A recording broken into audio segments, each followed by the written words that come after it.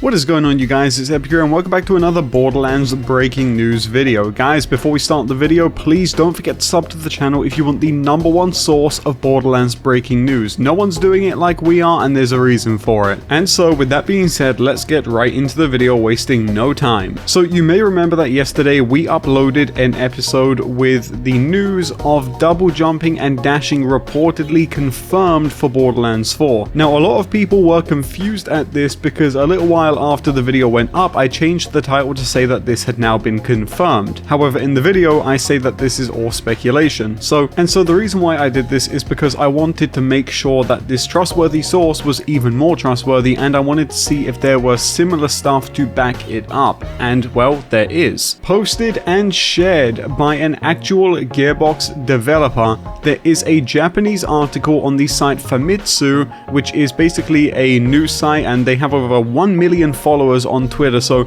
safe to say they're pretty reputable. They uploaded an interview with Randy Pitchford and also one of the other developers, Anthony Nicholson, who is the senior project producer on Borderlands 4. And so it's safe to say what we're talking about here is pretty concrete, and we did get some huge information. But first, let's confirm what we talked about yesterday with the news of double jumping and dashing. So in this article, Randy Pitchford does actually talk about the additions to the moveset in Borderlands 4, and Randy Pitchford says, grapple jumps allow you to hang in the air a bit longer than a normal jump, and you can glide out or slide sideways. You can dodge and lunge, and we've added a lot of new features to the moveset. And so you may be wondering, Epic, why does this confirm the report of double jumping and dashing? Well, that was made by GameStar.de, a German website which is very reputable, thanks to everyone who pointed that out, by the way, and they mentioned that they did an interview with Randy Pitchford too, and Randy Pitchford was there to tell them about double jumping and dashing. Now, what's interesting, comparing that report to this report, is that Randy Pitchford does say here that there will be dodging, which is basically just dashing. They're kind of like a synonym for each other, and there is going to be dashing in Borderlands 4. And he also says they've added a lot of new stuff to the moveset too. And so because GameStar is super reputable, and like I said yesterday, it didn't seem like they were trying to get any clout out of that report, and now this Famitsu article where Randy says something similar here, I'm going to go out on a limb and say that the report that we had yesterday is true, and we can stop taking it with such a huge grain of salt. But there is so much more in this Famitsu article that we are going to be talking about. Now, for the record, the translation might be slightly off here because the actual website is in Japanese, but if you do want to read it, I'll leave a link to it in the description down below. But some of the biggest news from this article is Unreal Engine 5. So we have been talking about the possibility of Borderlands 4 being on Unreal Engine 5 for a little bit now, but we didn't really know if this was truly confirmed or not, so everybody was kind of half and half on whether or not it was going to happen. But when talking about the world of Borderlands 4 in this article, Anthony says, and I quote, "We want players to encounter a variety of dynamic content as they explore this world, so we are focusing on that. Even if we go off on a tangent, there are various challenges like Borderlands 3, and thanks to technology such as Unreal Engine 5, we have been able to design each area with our own hands, as Randy said, even though we have a world of this size, so we are able to increase the things the players can do while exploring and allow them to take on various events and activities." So this is absolutely huge news. This basically confirms Borderlands 4 will be releasing on Unreal Engine 5.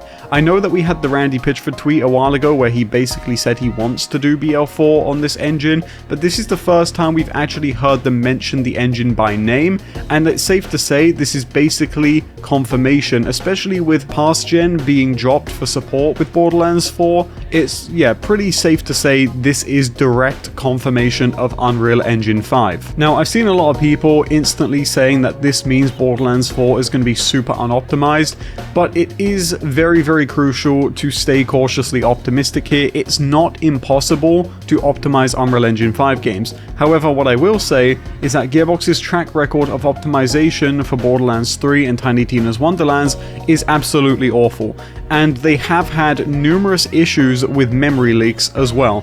Now, this doesn't mean this is inherently a Unreal Engine thing, right? It doesn't mean that the jump to UE5 is going to change that or isn't going to change that. It's just something I want to point out that their track record isn't great here. So if they are going to UE5, I think they've got big shoes to fill, and I'm excited to see what the engine can do for them, but I'm more so curious of what they can do on the engine. But give me your thoughts on that in the comment section down below, and let's move on to the next piece of news, which is crossplay being confirmed. Ever since I've been covering the Borderlands 4 news, a lot of people have been asking me, Epic, is crossplay confirmed for Borderlands 3? And yeah, apparently so here. Again, in this article we get a lot of new news. It's been a big day for Borderlands news, and this is what they say about the crossplay announcement. Randy says, I'm glad you asked about co-op. That's something we're focusing on.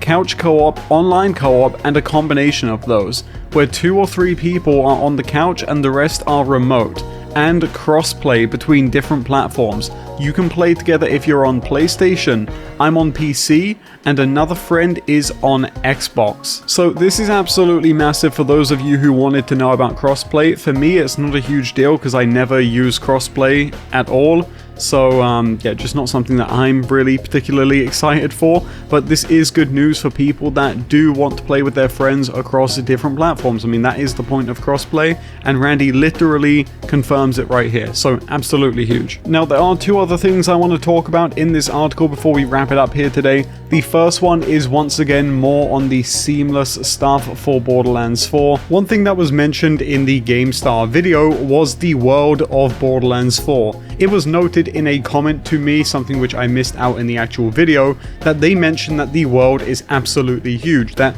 Kairos isn't like a typical planet in Borderlands 3 where you'll be teleporting around to different maps. Instead, it is one big seamless, almost open world. It's important not to say the word open world because it's not from what we've heard, but it is one big seamless playable space, and you can seemingly go basically anywhere, much like you would in an open world. Now, they do talk about this in the Famitsu article with a very interesting set of statements, and it maybe confirms that we will be going to ELPIS, or at least starting on ELPIS in Borderlands 4. Randy Pitchford says, in Borderlands 4, all of the places you can see here are playable spaces with no loading. Completely seamless, no loading. Everything you see is explorable. The big tower in the distance, miles away, that's where you'll go. There's the moon. Again, everything you see is explorable. So it's very interesting that he actually pointed out the moon there, because I did point out in one of my videos that we are most likely going to be on ELPIS in Borderlands 4. There's a 95% chance we will be on ELPIS, and I was able to point that out in the trailer breakdown by showing that there are shots which look like they are on ELPIS. So this is very interesting. Not only does it confirm that there's going to be basically no loading screens to get to new areas of the map, I'm very, very worried for how that's going to work, but it also confirms that we're basically going to be going up to ELPIS again for the first time since Borderlands the pre-sequel. So 10 years later, we are going to be up on ELPIS. That is kind of crazy, and I'm really excited to see what happens there. We'll make another video where we'll go over what this could mean and how ELPIS may have changed, but this is just absolutely wild. And then the last thing that I want to talk about in this video, which was confirmed in this article, was more information on vehicles. Now, this was something that we mentioned in the last video about vehicles now being summonable from anywhere in the world, and this is confirmed in the Famitsu article, which again is why I'm leaning even more credibility to the double jumping and dashing reports. Anthony says in this article, we have added the ability to generate vehicles.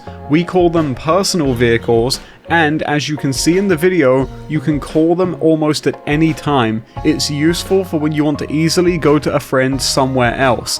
So they are directly here talking about a gameplay situation where your friend is on the opposite side of Kairos and you want to go over there, and you can just summon your vehicle like a sparrow in Destiny and go over there. So again, the one thing I want to take away from this is that a lot of what was talked about in the Famitsu article here was talked about in the video that we referenced yesterday when we did the breaking news video yesterday, and we talked about the double jumping and dashing, and we talked about personal vehicles, and then we got more information regarding this seamless open world.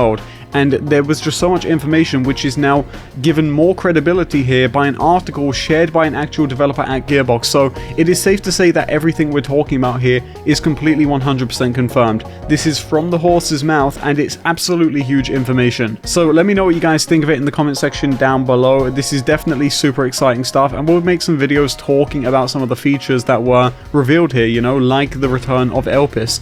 And yeah, I'm very excited and I cannot wait. But let me know what you guys think in the comment section down below, and that's going to do it for today's video. Guys, don't forget to sub to the channel if you haven't already. We're trying to hit 65k before Borderlands 4 comes out. The support on the videos has been absolutely unbelievable, so thank you so much, and I'll check you all in the next one. Take it easy.